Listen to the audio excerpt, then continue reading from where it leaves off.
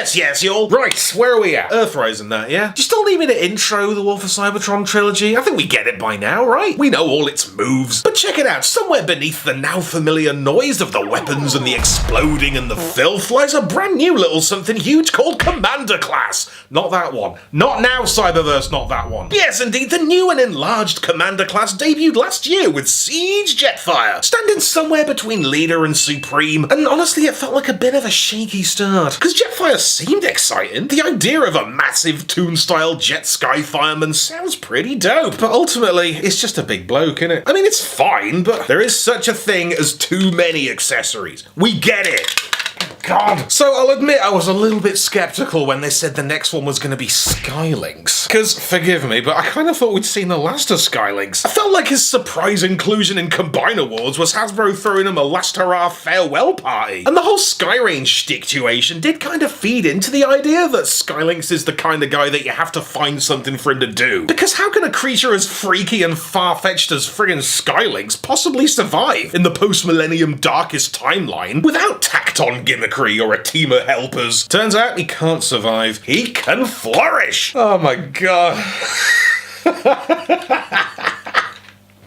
What the hell? So this fantabulous eruption of stupid is Transformers Earthrise Commander Class Sky Lynx in his sensational primary monster mode. God, so I don't want to get too into the mechanics of this thing right away, because there'll be nothing else to say about the other modes, but suffice to say, this is one of the most impressive things I've ever seen in the context of Transformers. And not just because it's big. Remember when it was possible to be impressed by big toys? I mean, it's big enough, but moreover, it's an ostentatiously in-your-face, fun-first, fetchingly full-on, zero humility, confidence griffin. I can't stop grinning. Check out this absurdly splendid and splendidly absurd Sky Kaiju, with its wondrous wingspan, kingly posture, and that winning serpenty smile. You know what? We needed this year. It's just got such presence and poise with this long, slender neck, puffed up chest, and triple tails. Shuttle butt, I don't know. Anyway, being a Commander Class quadruped, it demands roughly the same surface area as the rest of my Earthrise dudes combined, which I'm happy to grant him, but where? Where in this place? Where am I going to keep it? Just an absolute table. Definitely a two-hander and all. Not just from sheer size and serious substance, but also you may find him to be uncharacteristically unsteady at first. Like Sky Lynx is famously two conjoined robot animals. I hardly think that's a spoiler. But it can be tricky to get his ass end clipped on there properly. I mean, once he's on, he's friggin' on, but you just gotta be careful at first, okay? Cradle him carefully, please. Hold him gentle like hamburger. Give him a little scritch under the chin. You will find that he will treat you well. A couple of accessories, I don't fully know what these are. Sort of platforms, radar dishes, cannons, I don't know. And I suspect the designers might not have been fully on board either, seeing as they gave it a dedicated blending in spot. It's gone. But I guess they make passable shoulder shooters. And check it out, he's actually got exactly enough splody spots up front to use every piece of this cheeky disassemblable fire tree. Like a fir tree, but with fire. Forget it. Too dumb for the room. But check this out. You want dumb? Just jam the entire thing in his gormless goose gob for maximum bath blast. They do seem to have dialed back on the old siege ports, though. Like, he's got a couple. He's got enough. But it's just weird to me that there's only one on all this fuselage and none on the wings. I don't know. I'm kind of over it. Likewise, the star map thing.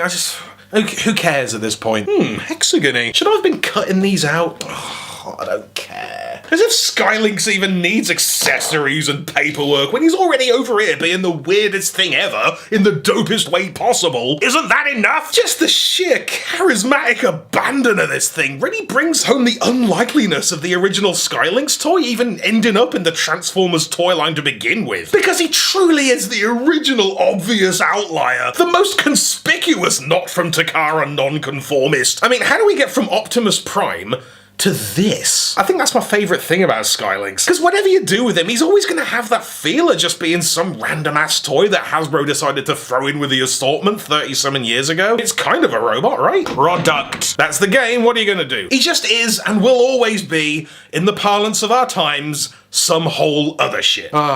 Never change. But do transform.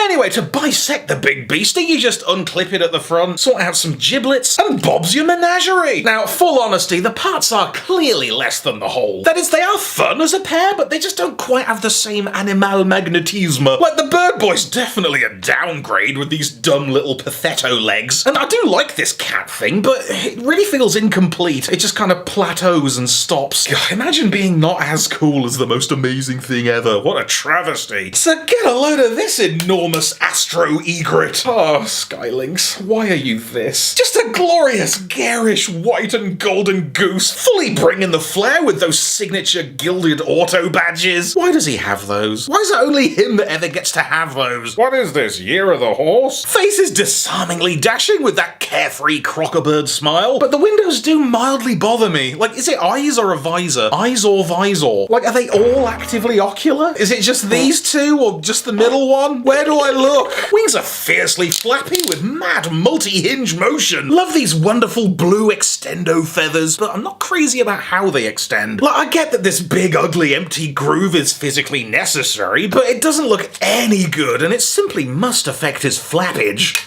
Whoops. Popped both his wings off while trying to prove how good they are. And I don't know if this is just me, but there is something kind of concerning about all the moving monster parts being coloured in this sinewy crimson. Like, it kind of gives me the impression that he's secretly some kind of naked, bleedy skeleton dragon wearing the shuttle like salvaged armour. Do I just need to lay off the Dark Souls? Like, look at this mad muscular neck with all segmented vertebrae, the slightly silly skinny chicken legs with little She-Ra shorts, and this killer tail swinging free back here like some insane flailing death blade. Why does it come off though? I don't get that. Look at the clip. It's definitely supposed to come off.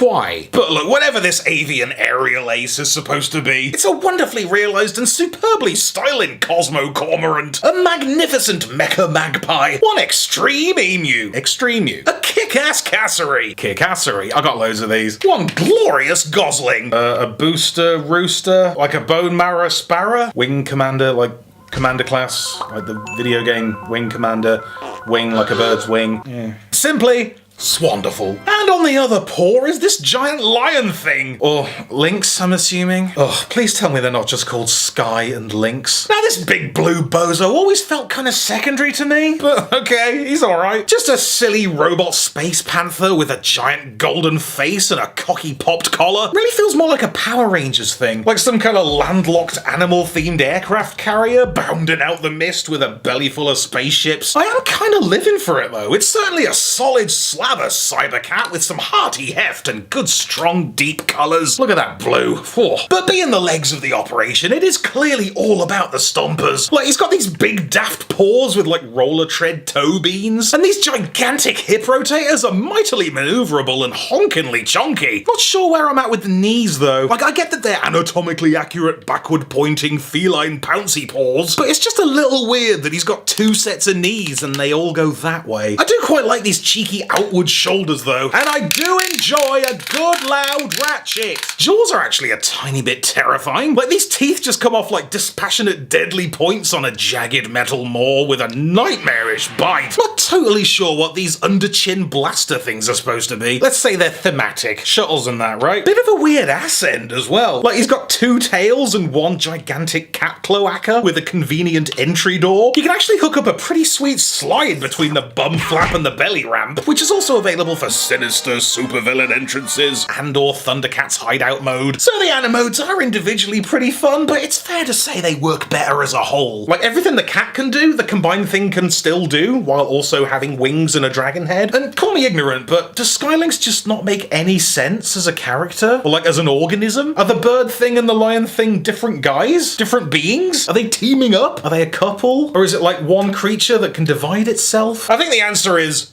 don't answer that. It's a toy. It's the ultimate example of it's a toy. It doesn't matter, and I do not care. Because what, am I gonna do my research? As if? Am I gonna find out through the fiction? Am I gonna watch season 3? Ugh. Now, kiss!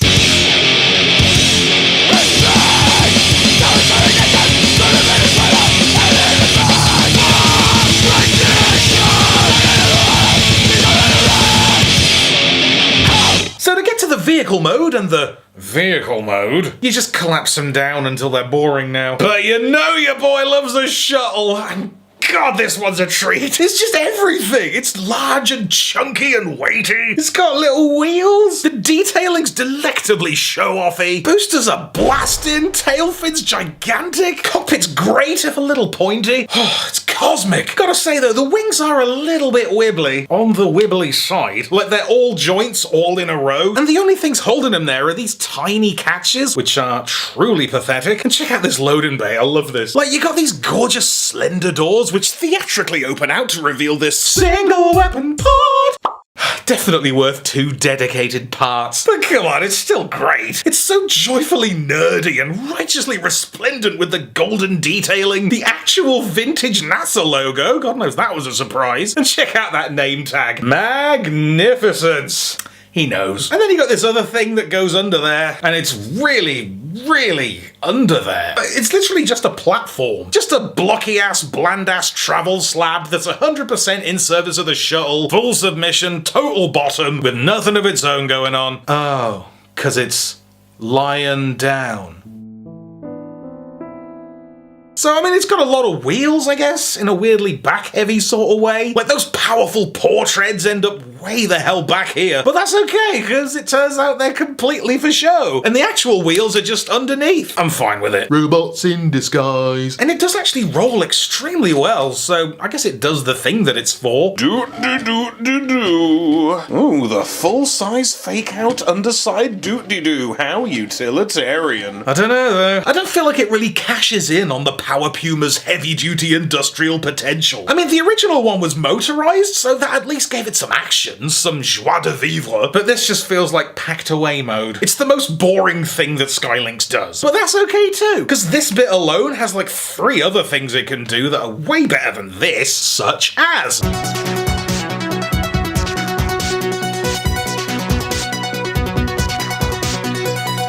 Now, if you've seen the show before, you may know that base formers and city modes and that are very uninteresting to me. I mean, I own both Fortress Maximuses, I got every Metroplex, never transformed them. It just doesn't work for me. Big robots, brilliant. Big robots doing basic yoga all over my carpet. You've lost me. However, Sky Lynx's shuttle dock situation's totally proven a bit of a sleeper hit. Well, if you can believe it, this was actually what tipped me over into buying it. Cool-ass transforming launch pad with all ramps and interplayset connectivity, and this sick-ass centerpiece of a giant shuttle. I'm in like Buzz Aldrin. I don't know, this just got me. It's pretty much brought the whole War for Cybertron thing together for me. I'm finally glad I picked up all those Micromasters. And like, you don't even need to attach Ironworks or whomever. You just put them near it and you've got the makings of a city. It's magic. Woohoo! Woohoo!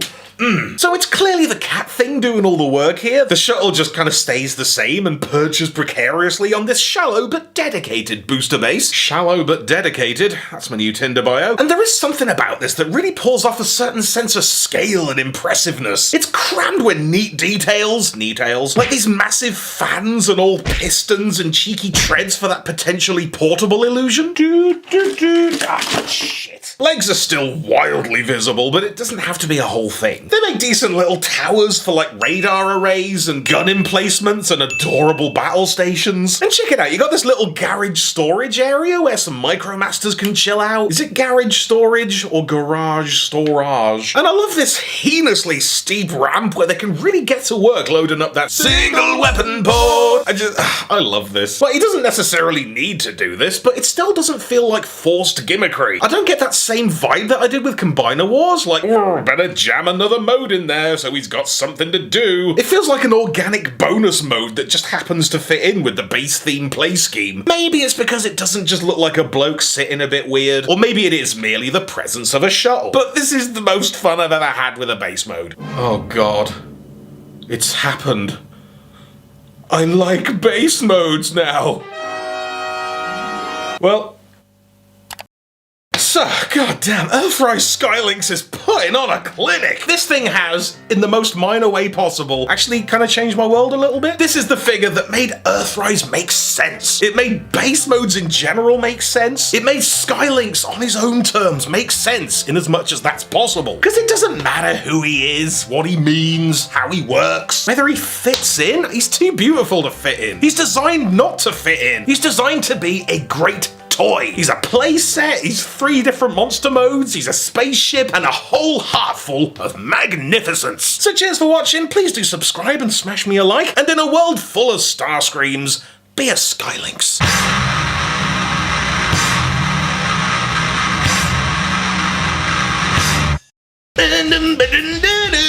Okay, God, that was fun. Thank you to everybody on the Patreon squad over here for keeping the channel going for another month. You're good people. And extra special thanks specifically for no real reason to Jake Amaya. You are my favorite. Mic drop. Be sure to subscribe for more Thew's awesome Transformers reviews. Limited appeal, keeping it real.